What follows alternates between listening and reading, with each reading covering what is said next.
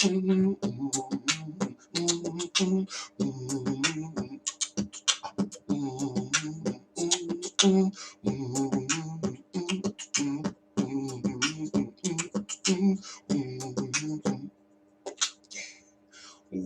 up, people? We are back. Morning Motivation, Season 2, the sequel to our hit show that we did last year, where every day, every morning, around this time, I would hop on to the internet and give you some, motivational stuff, tell you what I got going on in the world, etc., so forth. These episodes really aren't more than 10 minutes, maybe 15 minutes, kind of depends on how ranty I want to be that day. And these episodes are featured on Podbean, as well as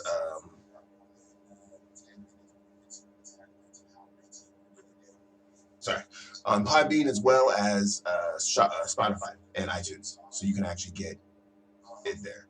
So you should. And we have 100 episodes up over there that have a wide range of things,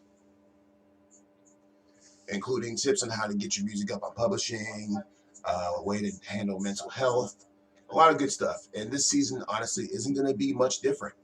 We are going to dive into what we got going on today and talk about some stuff that may or may not help you as a person. That's the whole point of the show. So we're going to go ahead and get into it. Let's go ahead and talk about the stuff that is obvious. So clearly there is a pandemic outside of your doorstep.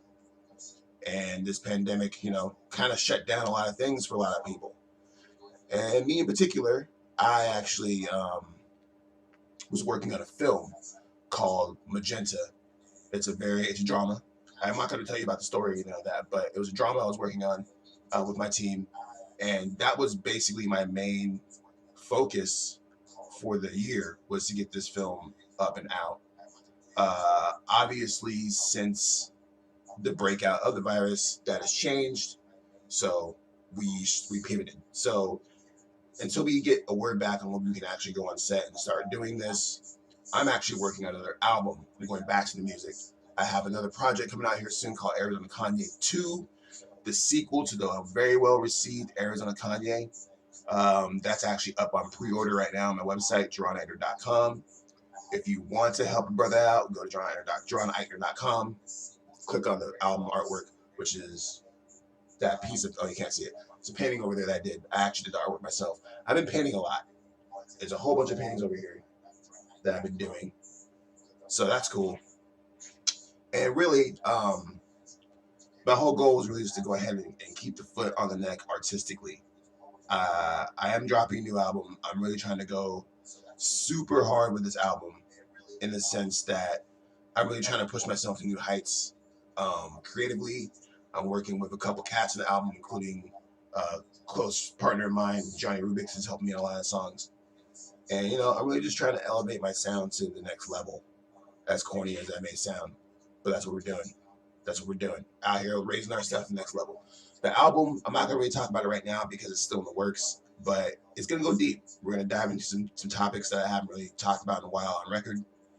And I'm happy to share it with you. At this point, I think that the album will probably end up hitting, let's say,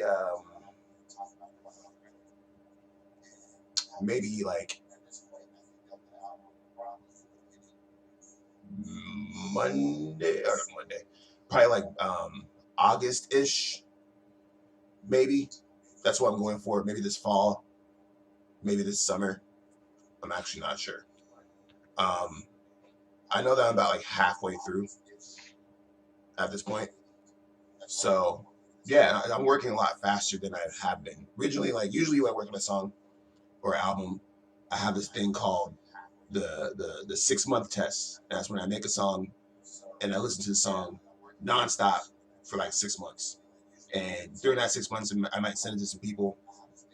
I might do a few things. But the whole point is that if I don't love the song after 6 months, then it's not going on the album. That's just kind of how I do it. So with that in mind, it'll probably take at least like 6 or 8 months to get this music out because I have to give it a 6 month test after to buy some people. I did send out my track Flashbacks yesterday to a few people, and a few people said it's the best song ever made, and some people were really impressed. So that's cool. I got that going for me. I'm very excited to share the music with y'all. So that's what I'm working on. And yeah, so as far as morning motivation goes, last season when we did this, I kind of posed it as a challenge to myself. I really tried to go every day. We did 100 episodes of morning motivation. Um, this season, we're not going to probably do that many. I don't expect to be doing 100 episodes. I'm thinking maybe like 25 episodes, 25 strong episodes. Get in, get out. A lot of that has to do with the podcast aspect of it, in the sense that originally I was taking the podcast, or sorry, taking these videos, ripping them off of the Facebook, and then throwing them up as podcasts. As we got into the deeper episodes and things got a little more personal, I realized that the format didn't quite work as a podcast. So now that we know that, I'm trying to be a little bit more surface level in my guidings in terms of presenting these podcasts in a way that is digestible for everybody involved. We did 50,000 views and streams across all the channels. So we know that it's successful. We know that people want to listen to it. We're just trying to make it better. Okay? Awesome. All right, so let's go ahead and get into the topic of the day. So this is actually my birthday month. My birthday is on May 23rd, and I'll be turning 36 years old, which is crazy, but that's what it is. Why am I talking about my birthday? Because I wanted to talk about today something known as the 7-year theory. It's actually not even really a theory, it's a fact. And basically, what this means is that every 7 years or so, give or take, your body regenerates all of its cells. Meaning that the flesh and skin and organisms and all that stuff that you have in your body right now are different than what they were 6 or 7 years ago. Now, this is a continual process. This isn't like you just wake up one day in your 7th year and your body's different. Your body changes over time, your cells regenerate, etc., so forth. Um, Now, you're probably thinking, like, what does this have to do with being an artist? Well, the other side of it is that it's not just a physical thing as well. It's also a mental thing, meaning that as you go through those 7-year chunks of life, you experience new things, you meet new people, you gravitate towards new ideas and new thought processes, and that also changes yourself psychologically. And a lot of people don't really realize that. And a prime example I can even give you is think about some of your friends. Now, for me, a lot of my friends have been around for a long time. I've had friends since some of my friends have been friends since I was 14 years old, some longer than that. And there's some friends who, came and went. They came into my life, provided what they needed to provide for my life, and then they disappeared. And I'm sure that went both ways, to where I came into someone else's life, things happened, we connected, and then we split. The reason why I bring this up is because as an artist, you should be striving to evolve constantly. That's clear, right? You should always be trying to reach new heights with yourself artistically, pushing yourself to new artistic thresholds. And the 7-year theory really kind of ties into that because it kind of breaks your artistic growth into chunks, into little sections of your life that you can use to really grow. And we can even break this down beyond being artistic, in the sense that if you just think about your life as a person, from 14 to 21, you're going through massive changes in your life. You're graduating from high school, you might be going to college, you might be moving out on your own, you might be pursuing someone romantically. A lot of these things you'll be experiencing for the first time as a person between the ages of 14 and 21. And that's your first real, transition into adulthood. And then from 21 to 28, you're really trying to figure out exactly who you are as a person, what you have to offer to the world, what you have to take away from the world, and how you can insert yourself into the world and live a life that is fulfilling. That's kind of what at least to my perspective, the ages 21 to 28, you're really just trying to figure it all out. Like what you want to be as a person, where you want to go, where you want to end up. 28 to 35 is basically setting up the pieces or executing or actually following through with the vision that you had, or maybe not. Maybe you switch lanes and go in a different direction. But basically, 28 through 35 is basically like the execution of the ideas and the mind state and the psychology that you've been developing from 21 to 28.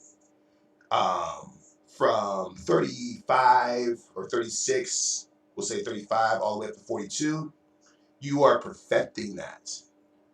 At that point, you kind of should already know what you want out of life, whether it's a family, whether it's a music career, whether it's a good job. Ideally, I'm not saying everybody has to have this, but ideally, most people around 35 or 36 should probably know what they want to do with their life. And if you don't, that's cool.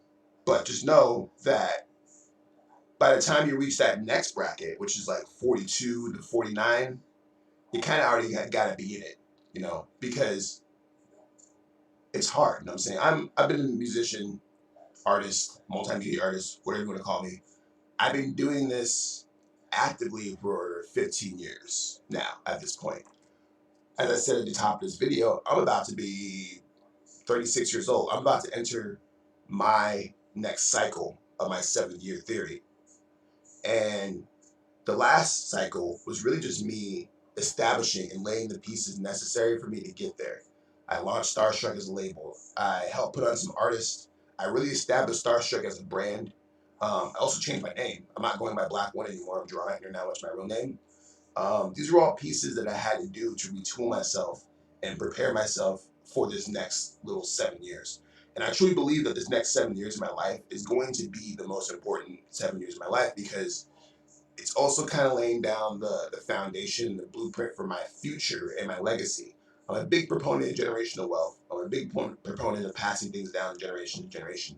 I have a kid, and me having a kid is a large part of this motivation, because I want to be able to leave something behind for him that's bigger than just me.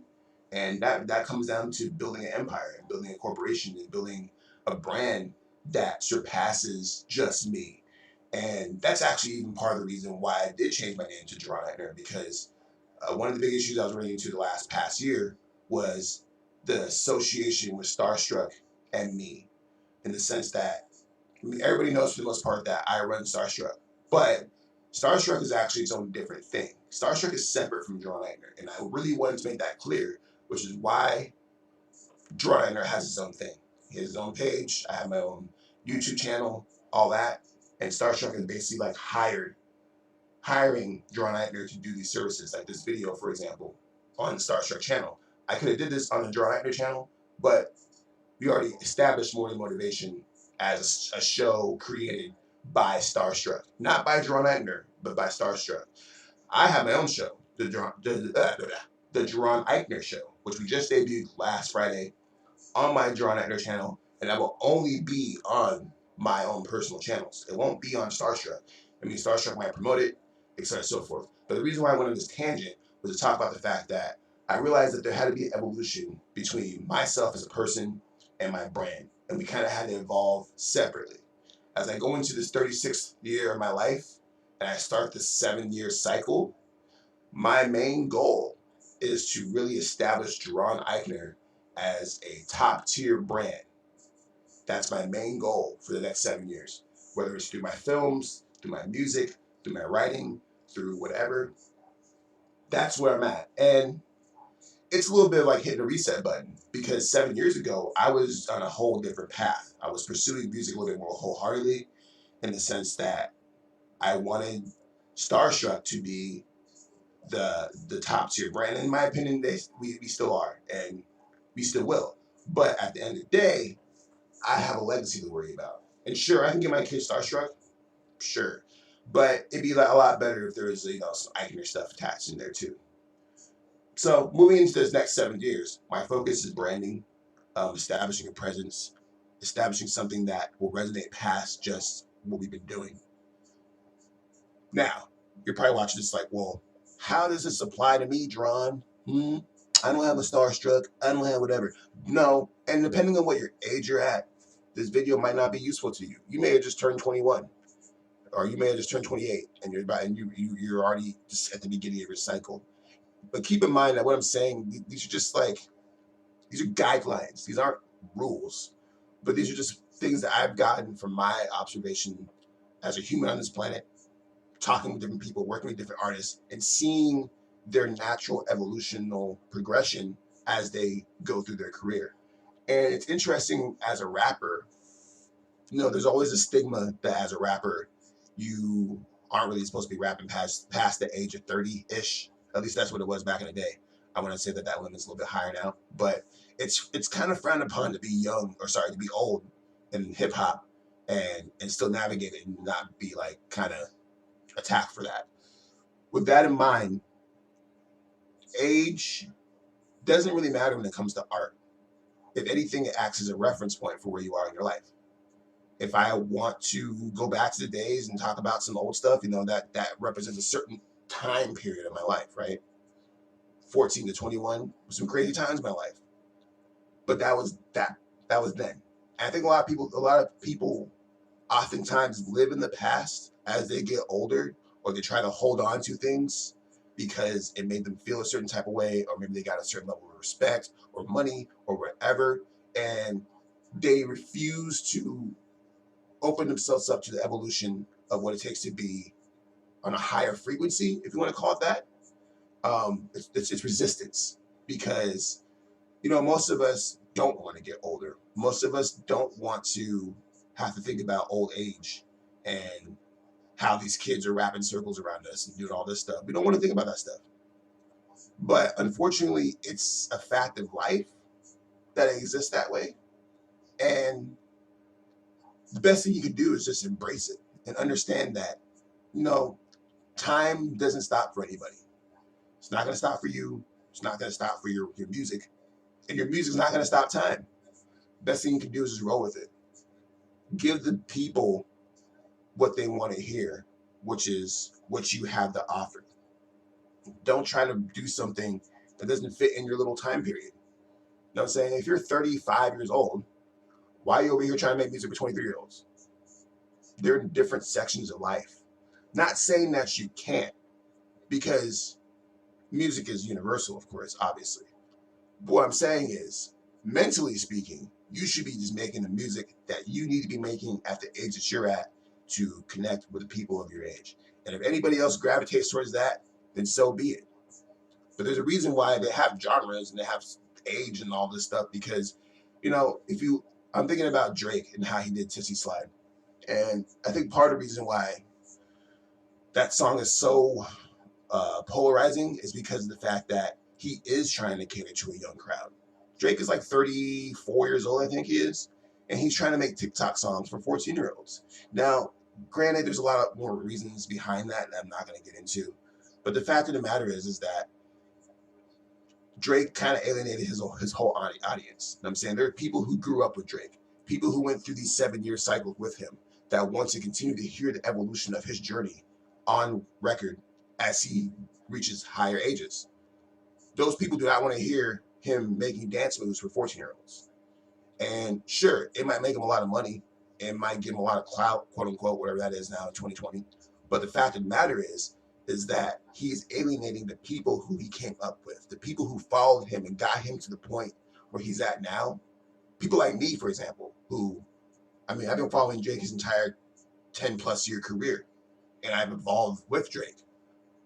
So when you regress and you go back and you're making dance moves for 14-year-olds, it just leaves a sour taste in your mouth, in people's mouths. And these are things you need to think about. The people who grew up with you, the people who are listening to your music, are still there. They're still there. Like, I had people who, like when I was rapping in Tucson back in the day, what I'm saying? I was 23 years old. They copped my first albums and this and that and came to all my shows. Those people are still my fans. So a lot of those people still mess with me, right? So why would I alienate them by making music for people who are still 23 years old? You know what I'm saying? Like, they want to hear my evolution. They want to hear my growth. They want to see me reach a level that they can resonate with so they can continue to be my fans. Because if I'm going to go over here and make a song called Tootsie Slide for 14-year-olds, those people who came up with me have no interest in that. No interest in that. And honestly, those might be the people who are paying your bills. Those are the people who are going to be buying your products. That goes back to a previous episode of last season, the 1,000 true fan theory, where those 1,000 true fans are probably going to be in your age bracket. Typically speaking, that's not always the case, but typically speaking, they're going to be in your age bracket. You're not going to be sitting here making songs for people who are younger than you. You're not going to be making songs for people who are older than you either. You know what I'm saying? Like, you got to know your demographic. You got to understand that life is kind of divided up for you in these 7-year chunks. And once you realize that, and once you understand that, there might be a little bit of overlap, but for the most part, you got to just kind of stay in your age bracket and let the rest kind of fall out. It kind of makes things a lot easier because you kind of have an idea of the type of art that you should be creating, right? Right. So this episode went way over. We're actually trying to do these for 15 minutes, but I went on a little bit of a tangent. But it doesn't matter. It's the first episode of season 2, so I feel like I could go a little bit over on this one. Fair enough, right? Tight. Anyways, I appreciate you guys watching More Motivation Season 2. We back, baby. This is actually the first show that we've done that has reached a Season 2 that I didn't cancel. So that's tight. Maybe we'll make it to Season 3. Who knows? But the only way that's going to happen is if you guys support, like, subscribe, share, tell your friends, tell your family, tell your dog, tell your cat. Go to the website, drawneitner.com. Pre-order my album, Arizona Kanye 2. It's coming out May 22nd, which is the day before my birthday. That was planned, obviously. And yeah, let's get it, man. I appreciate y'all watching and listening. We'll see you again tomorrow. Peace out, people.